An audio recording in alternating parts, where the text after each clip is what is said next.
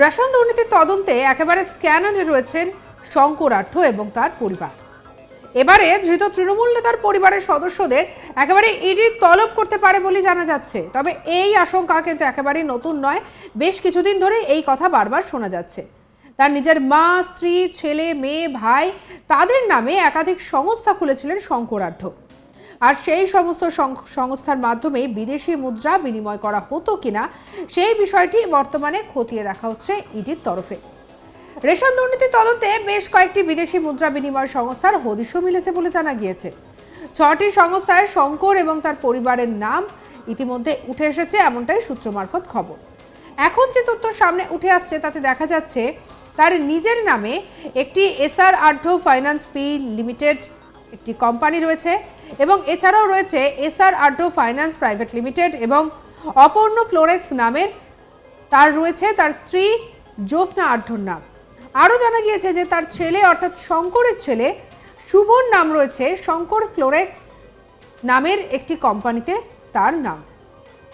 এবারে যে কথাটা যে অর্পণ ফোরেক্স নাম রয়েছে শঙ্কর আঢ্যর মেয়ে ঋতুপর্ণার নামেও, আর তার ভাই মলয় আঢ্যর নাম রয়েছে আদিত্য ফোরেক্স এবং অঞ্জলি আইসক্রিম সংস্থায়। এছাড়াও তার মা শিবানী আঢ্যর নাম রয়েছে সংস্থার, এমনও হদিশ পাওয়া গিয়েছে। এছাড়াও তার শালা এবং তার বেশ কয়েকজন আত্মীয়র নামেও কয়েকটি কোম্পানির হদিশ মিলেছে বলে সূত্র মারফত খবর। তবে সব মিলিয়ে এখনো পর্যন্ত এই সংস্থার নামে কোনো টাকা উঠেছিল কিনা বা সেই টাকা কোনো ক্ষেত্রে ব্যবহার করা হয়েছিল কিনা সেই সমস্ত কিছুই বর্তমানে জানার জন্য কেন্দ্রীয় তদন্তকারী দল একেবারে উঠে পড়ে লেগেছে। চলুন এ নিয়ে কি কি শোনা যাচ্ছে দেখব। আপাতত শঙ্কর আঢ্য কিন্তু ইডির কাস্টাডিতে রয়েছে এবং তাকে জিজ্ঞাসাবাদ করা হচ্ছে। তারপরে ইডি একটা প্রেস রিলিজ দেয় এবং সেই প্রেস রিলিজ থেকে আমরা যেটা দেখতে পাই যে এই যে বলা হচ্ছে রেশন দুর্নীতি বা রেশন স্ক্যাম, তার যে আনুমানিক মূল্য সেটা বলা হয় 9,000 থেকে 10,000 কোটির মতন টাকা এবং সেক্ষেত্রে যেটা বলা হয় যে প্রায় 2,000 কোটির মতন টাকা যেটা বাংলাদেশ হয়ে দুবাইতে গিয়ে থাকতে পারে, সেরকম একটা অনুমান বা সেরকম একটা সন্দেহ কিন্তু ইডি প্রকাশ করেছিল তাদের সেই প্রেস রিলিজে। এরপর যেটা সেই প্রেস রিলিজে ছিল যে এই যে শঙ্কর আঢ্য তার একাধিক এফএফএমসি কোম্পানি রয়েছে এবং এই যে কোম্পানিগুলো সেগুলোর কি অ্যাক্টিভিটিস ছিল বা সেই কোম্পানিগুলোর কি মূলত কাজ ছিল সেগুলোই কিন্তু ইডি আধিকারিকরা জানতে চায় এবং সেই জন্যই তারা শঙ্কর আঢ্যকে জিজ্ঞাসাবাদ করতে চায়। এই জিজ্ঞাসাবাদের পর যেটা আমরা ইডি সূত্রে জানতে পাচ্ছি যে ইডি আধিকারিকরা জানতে পেরেছে যে শুধু শঙ্কর আঢ্য নয়, শঙ্কর আঢ্যর পরিবারের একাধিক লোকজন অর্থাৎ শঙ্কর আঢ্যর স্ত্রী, শঙ্কর আঢ্যর কন্যা, শঙ্কর আঢ্যর ছেলে, তার মা এবং অন্যান্য পরিবারের অন্যান্য আরো অনেকের নামে কিন্তু একাধিক এফএফএমসি কোম্পানি রয়েছে। এখন প্রশ্ন হচ্ছে এই যে কোম্পানিগুলো রয়েছে সেই কোম্পানিগুলো কারা অপারেট করত? আদৌ কি শঙ্কর আঢ্যর মা বা শঙ্কর আঢ্যর স্ত্রী বা শঙ্কর আঢ্যর মেয়ে বা ছেলে তারা এই কোম্পানিগুলো অপারেট করত, নাকি শঙ্কর আঢ্যই এই কোম্পানিগুলো অপারেট করত?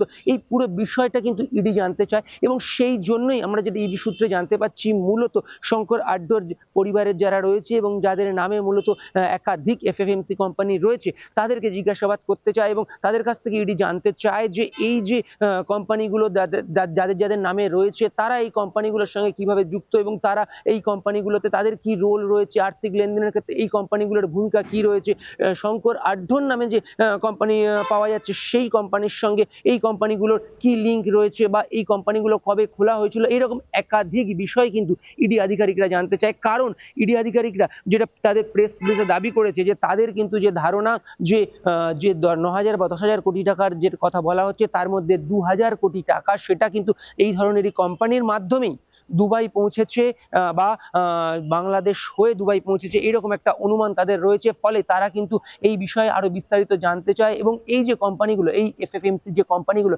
সেই কোম্পানিগুলোর কি ভূমিকা ছিল বা এই পুরো রেশন বন্টন দুর্নীতির ক্ষেত্রে বা এই এফএফএমসি কোম্পানিগুলো মূলত কিভাবে চলতো। এই যে শঙ্কর আঢ্য যার কথা বলা হচ্ছে, যাকে দীর্ঘক্ষণ জিজ্ঞাসাবাদের পরে অ্যারেস্ট করা হয়েছিল এবং এই মুহূর্তে যে ইডি কাস্টাডিতে রয়েছে এবং যাকে ইডি কাস্টাডিতে রেখে যাকে জিজ্ঞাসাবাদ করছে, তো সেক্ষেত্রে এই শঙ্কর আঢ্যর এই যে একাধিক এফএফএমসি কোম্পানি সেই কোম্পানিগুলোর কি রোল ছিল মূলত সেই বিষয়টাই কিন্তু ইডি আধিকারিকরা জানতে পারে। প্রসঙ্গত রেশন দুর্নীতি মামলায় এখন যেন শঙ্কর আঢ্যের দিকে বেশি নজর পড়েছে ইডির। তাকে ধরতে গিয়ে কার্যত হিমশিম খেতে হয়েছে ইডি আধিকারিকদের। জানা যাচ্ছে শঙ্কর আঢ্যর বাড়ি রেড করতে গিয়ে হিমশিম খেতে হয় ইডিকে।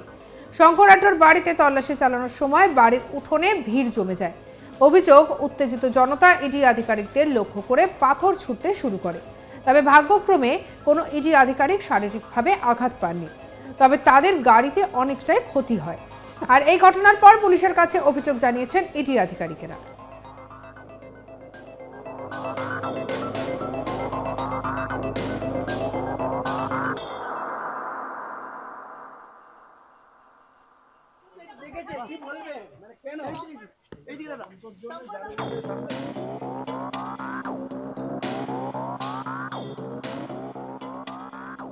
রেশন দুর্নীতির তদন্তে যেন নতুন করে নতুন দিক খুলে যাচ্ছে। একদিকে ইডি আধিকারিকরা তারা তাদের তদন্ত প্রক্রিয়া এগিয়ে নিতে গিয়ে বাধার মুখে পড়েছেন, এমনকি তাদেরকে মারমুখী জনতার মধ্যে পড়তে হয়, আহত হয়েছেন ইডি আধিকারিকরা। আর এদিকে শঙ্কর আঢ্যর বাড়িতে ইডি আধিকারিকরা তারা আহত না হলে পরেও তাদের গাড়িতে ক্ষতি হয়েছে। আর এই সমস্ত কিছু নিয়ে বর্তমানে রাজ্য রাজনীতির পরিসর একেবারে সরগরম। আর এবারে ধৃত তৃণমূল নেতার পরিবারের সদস্যদের ইডি তলব করতে পারে, এমনটাই সূত্র মারফত খবর পাওয়া যাচ্ছে। নিজের মা, স্ত্রী, ছেলে, মেয়ে এবং ভাইয়ের নামে একাধিক সংস্থা খুলেছিলেন শঙ্কর আঢ্য। সেই সংস্থার মাধ্যমে বিদেশি মুদ্রা বিনিময় করা হতো কিনা সেই বিষয়টি খতিয়ে দেখা হচ্ছে বলে ইডি সূত্রে খবর।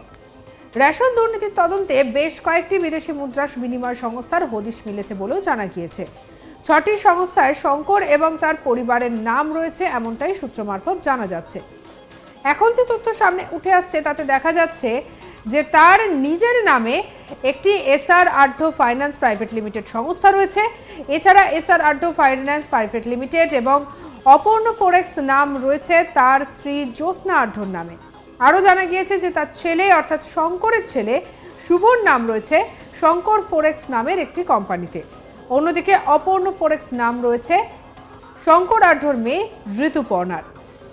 তো সব মিলিয়ে যদি দেখা যায় যে বর্তমানে একাধিক কিন্তু এইরকম বেসরকারি সংস্থার নাম সামনে উঠে এসেছে। আর অন্যদিকে তার ভাই মলয় আঢ্যর নাম রয়েছে আদিত্য ফরেক্স এবং অঞ্জলি আইসক্রিম সংস্থার নামে। আর এদিকে যেটা দেখা যাচ্ছে যে তাছাড়াও তার মা শিবানী আঢ্যরও নাম রয়েছে একটি সংস্থার সঙ্গে, তার মায়ের নামও জড়িয়ে গিয়েছে। আর একইভাবে তার শালা এবং বেশ কিছু আত্মীয়র নামেও রয়েছে একাধিক কোম্পানির নাম। এবং এই সমস্ত কিছু যখন সামনে আসছে তখন এবারে ইডির গোয়েন্দাদের কিন্তু বেশ খানিকটা তদন্ত প্রক্রিয়া এগিয়ে নিয়ে যেতে গিয়েও কিন্তু বেশ খানিকটা চাপে পড়তে হচ্ছে। কারণ এই সমস্ত সংস্থাগুলো থেকে কিভাবে কোথায় কিছু লেনদেন হতো কিনা বা কিভাবে জড়িত রয়েছে এইসব কোম্পানিগুলো আদৌ কোনো নির্ভরযোগ্য কোম্পানি ছিল কিনা সেই সমস্ত তথ্য সামনে নিয়ে আসার এবারে কিন্তু সময়ের অপেক্ষা। সঙ্গে রাখুন আজ তাক বাংলাকে। আর অন্যান্য খবরের জন্য লাইক করুন, শেয়ার করুন, সাবস্ক্রাইব করুন আজ তাক বাংলার ইউটিউব চ্যানেলকে। আমরা এখন রয়েছি হোয়াটসঅ্যাপে, তাই ফলো করে নিতে ভুলবেন না।